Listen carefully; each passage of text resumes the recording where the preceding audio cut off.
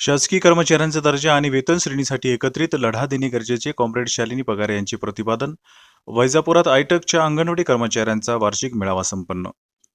अंगणवाडी सेविकांना अनेक किचकट कामे असतात, परंतु त्या बदल्यात त्यांना अत्यल्प मानधन मिळते. त्यांच्या वेतन श्रेणीसाठी तसेच शासकीय कर्मचाऱ्यांचा दर्जा मिळवण्यासाठी मागील अनेक वर्षापासून आयटकचे लढे सुरू आहेत.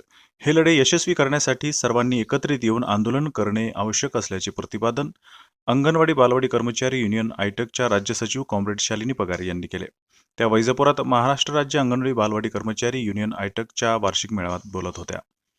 वैजापूर पंचायत समिती सभागृहात 12 मार्च रोजी पार पडलेल्या या मेळाव्यात नवनिर्वाचित सभापती वंदनाताई शिंदे, उपसभापती सोनाली जाधव, पर्यवेक्षिका शोभा साळवे, योजना जमधाडे, तालुकाध्यक्ष शोभा तांदळे, कल्पना माळी, शबाना शेख, सोनी चव्हाण, पंचशीला धनेश्वर, शशिकला तांबे, आशा हार्दे, शीतल राजपूत, सोनाली मगर, रत्ना गोंधळे, मंदाकिनी जाधव, अनिता मस्सागर, निर्मला बोरगे, मनीषा घोडेराव यांची प्रमुख उपस्थिती होती.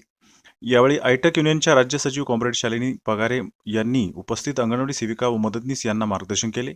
त्या म्हणाल्या की अंगणवाडी सेविका व मदतनीसांचे नियमितीकरण करण्यासाठी तसेच ग्रॅज्युएटीकरिता पुकारलेले दिल्ली येथील 20 मार्च रोजीच्या मोर्चात मोठ्या संख्येने सहभागी व्हावे. दरम्यान नवनिर्वाचित सभापती उपसभापती यांचा सत्कार करण्यात आला. तर जिल्हा परिषदेचा आदर्श अंगणवाडी पर्यवेक्षिका पुरस्कार मिळालेल्या लोणी खुर्द बीटच्या पर्यवेक्षिका योजना जमधाडे यांचा शालिनी पगारे यांच्या हस्ते सत्कार करण्यात आला.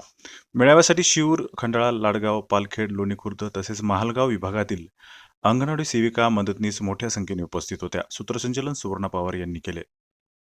मानधन वाढ झालेली आहे, राज्याची झाली, तिथं तर भांडण चालूच आहे.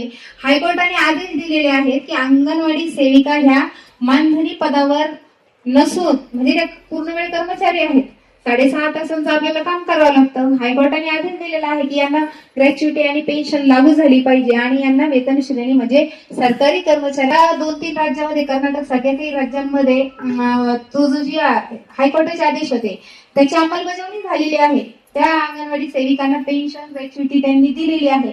फक्त महाराष्ट्रामध्ये प्रॉब्लेम कसा आहे, इथं सरकार लक्ष द्यायला तयार नाहीये. आपल्याला त्यासाठी त्यांचं लक्ष वेधून घेण्यासाठी कुठेतरी मोठा लढा उभारणं गरजेचं आहे.